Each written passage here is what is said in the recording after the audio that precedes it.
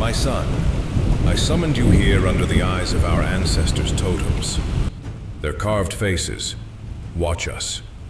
They have seen many sons of the steppe stand before their fathers in this yurt, but they have never seen one who, well, brings such a cold wind with him.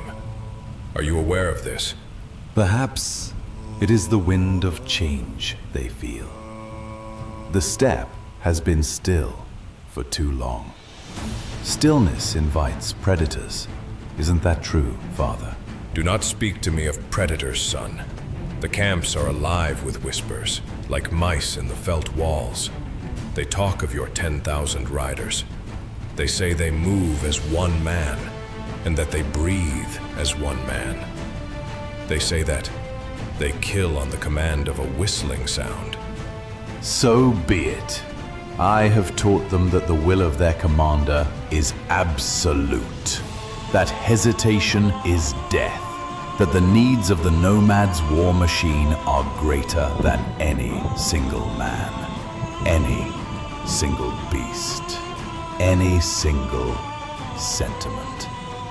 I do not see a problem in this, but you seem to have a problem with it. Sentiment? Is that what you call it, child?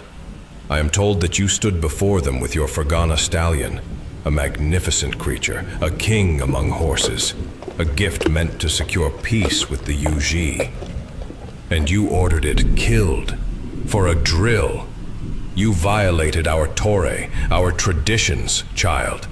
And with this, you brought shame upon your family. That horse was a symbol of our submission, a bribe. It had to be put to rest. It was unfortunate, but necessary, because its death served a higher purpose. Every man who drew his bow that day killed a piece of his own weakness. They learned that nothing is sacred except victory.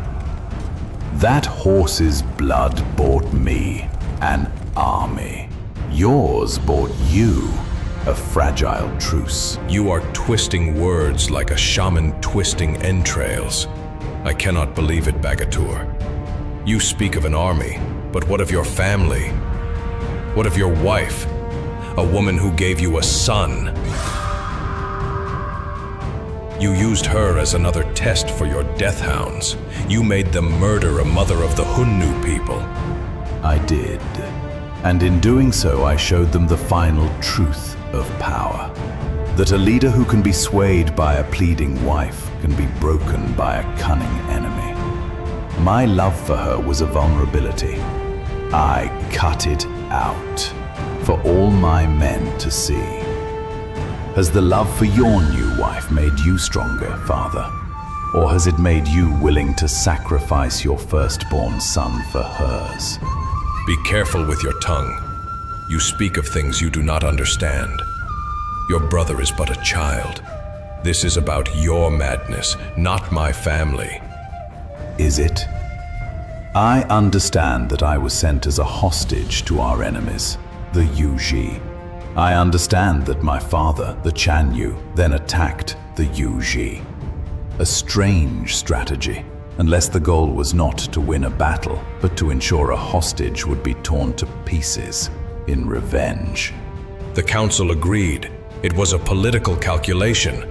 You survived.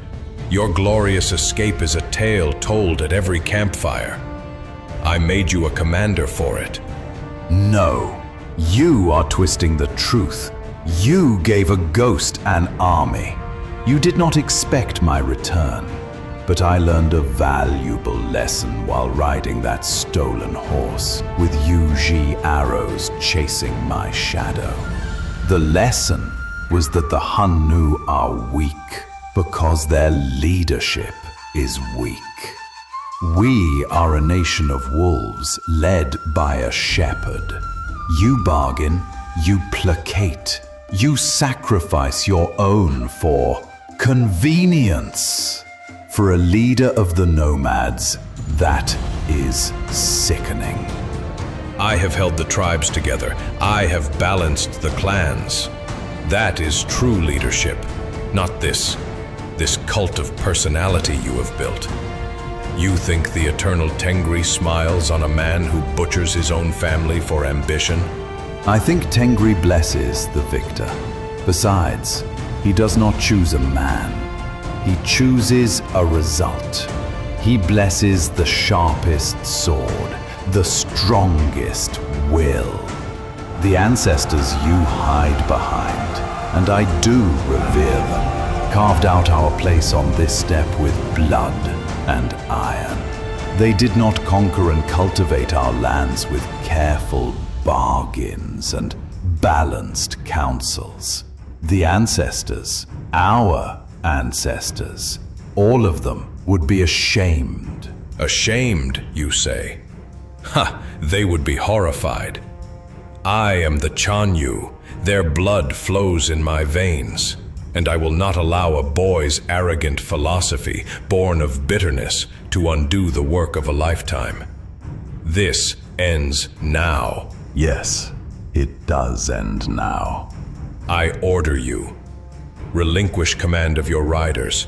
Take your family and go to the western pastures until the winter snows. I want your whistling arrow brought to me, so I may burn it myself. Do this, and you will remain my son. You speak of me remaining your son, but you stopped being my father the day you sent me to the Yuji.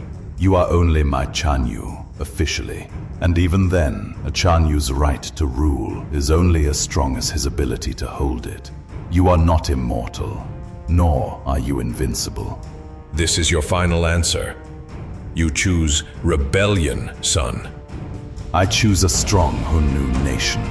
I choose a future where our name is feared from the Altai mountains to the endless forests. I choose to cut away the rot.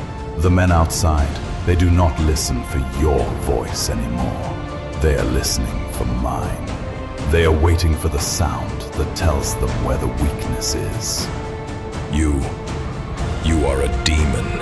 I may be. Soon, I will also be the Chanyu of the Hun people, and I will carve an empire you could not have even dreamt of.